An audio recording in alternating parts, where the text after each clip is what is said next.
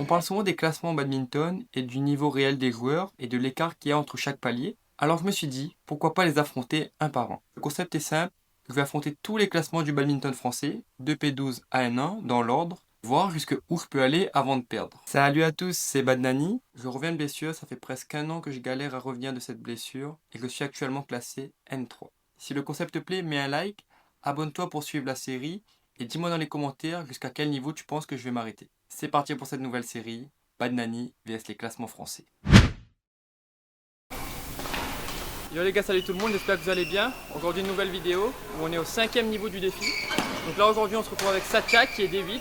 Donc je te laisse te présenter. Moi je m'appelle Satya, je suis au club d'ici Moulineau depuis 5 ans maintenant, c'est ma 5e année. Et voilà, je suis D8 en simple. Et tu fais un peu de compétition ou pas trop? Ouais, j'en fais un peu, pas trop au début de l'année parce que c'est compliqué de s'inscrire à Paris. Ouais. Mais oui, après. Et après t'es plutôt un joueur de simple, de double? Plutôt un genre de simple, mais je fais pas mal de doubles dernièrement. Donc, Ok. à voir. Et un petit pronostic là pour le match? J'essaie de mettre 10 points, je serais content déjà, et puis on va voir. De toute façon. Ok, c'est parti Satya, bon match. Hop hop hop, si t'es pas abonné, pense à t'abonner, ça prend 2 secondes et ça me soutient énormément. Mettre un petit like sur la vidéo et un petit commentaire. Je vous laisse avec la vidéo. Bon visionnage. Allez, on est parti pour ce premier set contre Satya qui est D8.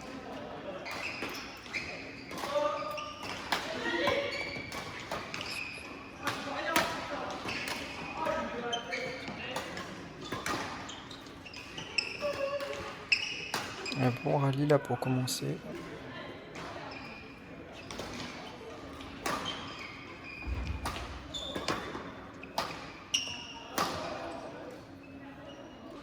Dommage, Satya ce match dehors.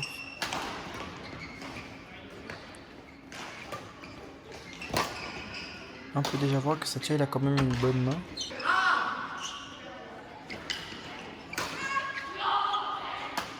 Vous voyez, il a un lob de qualité. Il attaque, il fixe. Et pour autant, c'est pas assez rapide pour me surprendre.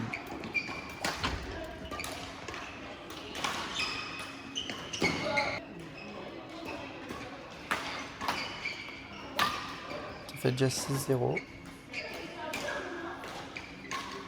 Ouais, un peu de chance là. Oh, beau croisé de Satya là qui est bien resté au filet.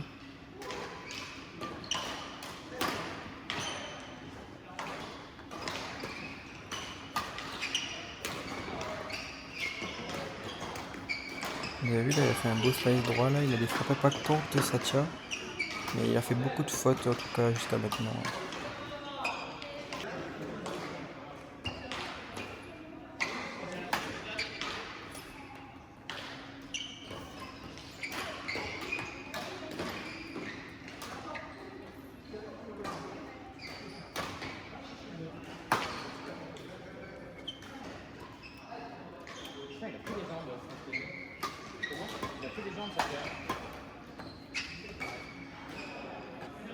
Dès que je prends les options et j'accélère, c'est quand même difficile pour Satya de suivre le rythme.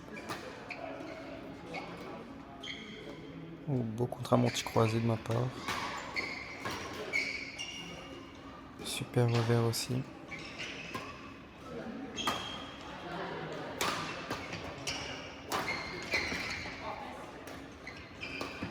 Il avait voulu fixer au fond, il me semble, sur ce point. Et il finit par craquer encore une fois Satya et faire la faute. Encore un point donné. Ah, c'est moi qui fais des conneries.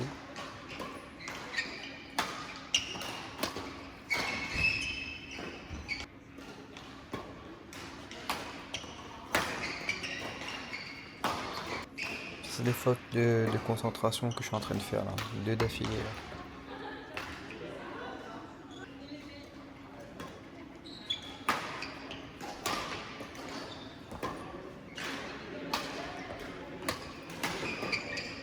Vous voyez, ces frappes sont quand même qualitatives, je trouve, Satya. Dommage qu'il fait autant de fautes. Oh, la petite spéciale amortilant des vétérans.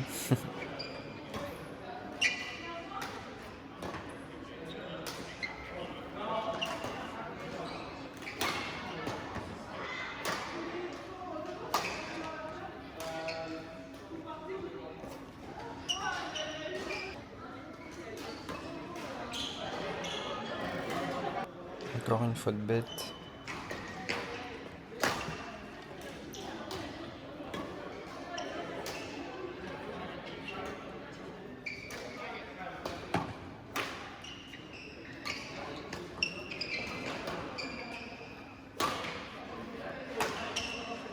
Bon rallye là, je fais bien durer l'échange. On va voir ce qui va se passer. Satya qui fait encore un smash out.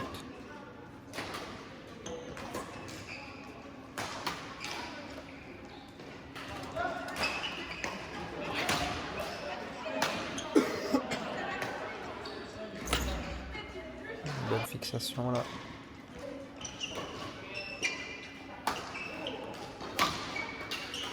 Ah, enfin ce match de Satya qui passe et qui est dans le terrain.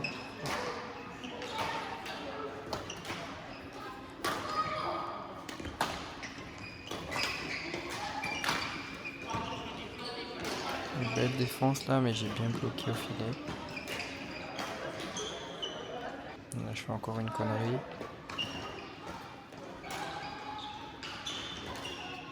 Bon, mais dans le premier set, là ce que j'ai essayé de faire, c'est que au début du match, je joue sérieusement pour essayer de prendre un maximum d'avance, pour pas me faire surprendre comme avec Nathan, le D9 du défi précédent. J'étais allé trop doucement et je me suis fait surprendre.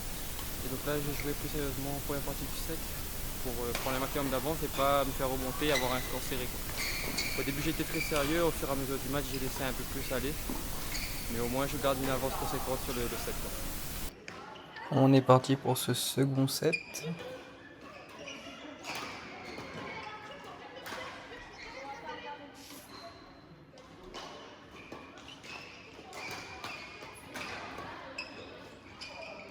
Donc bien joué Satya là, bien fixé.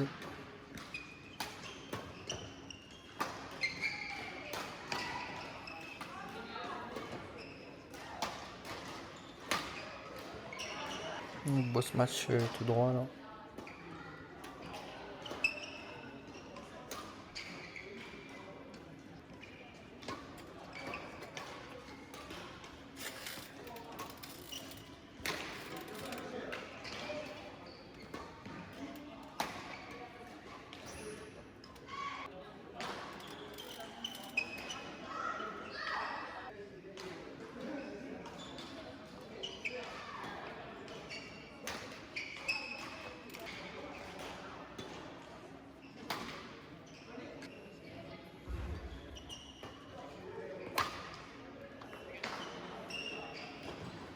Une petite douleur à l'épaule qui me chignait là-dessus là.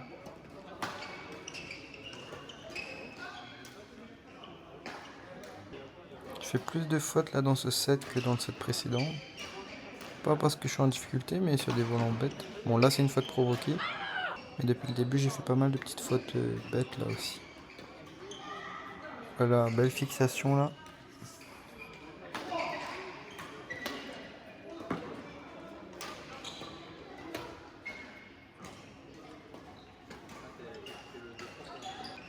Vous voyez, parfois il faut simplement recentrer les volants et là Satya il fait les fautes tout seul. Je mets que les volants au centre et il a fini par faire la faute,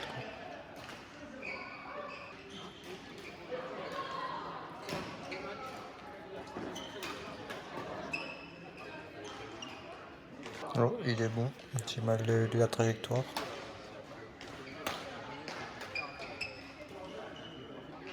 Le bois qui passe pas loin.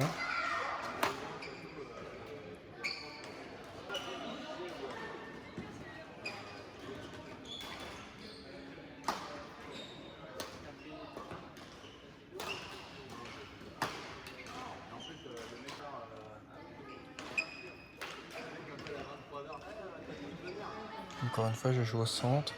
Ah, j'ai un peu de chance là, je prends la bande.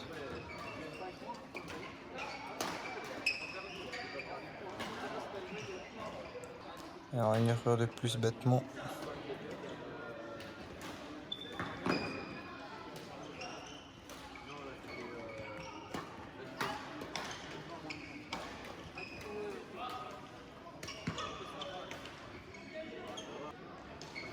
Dans ce genre de match, j'ai du mal à jouer simple. À chaque fois, j'ai envie de tenter des choses et du coup, je fais pas mal de fautes, quoi. D'où le score.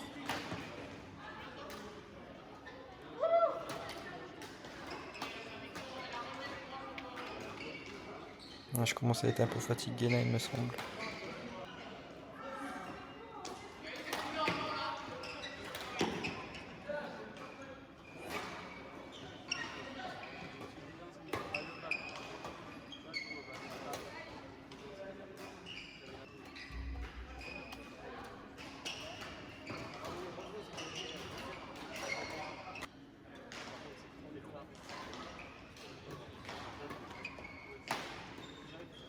Il a de bonnes frappes vraiment, je trouve, hein, ça tient.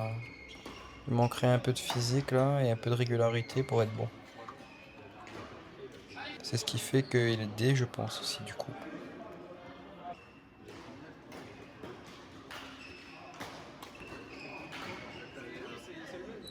Et ça se termine là-dessus. 21-8, 21-9. Alors les gars, Satya, merci beaucoup d'avoir accepté le défi, c'est super gentil. Et sinon, qu'est-ce que vous en avez pensé là, du match? J'ai fait beaucoup de fautes, même des fois je mène un peu le point, enfin je suis pas à fond, et j'arrive à faire la faute, je finis. Et à la fin je me suis laissé prendre par la fatigue les 5 derniers points.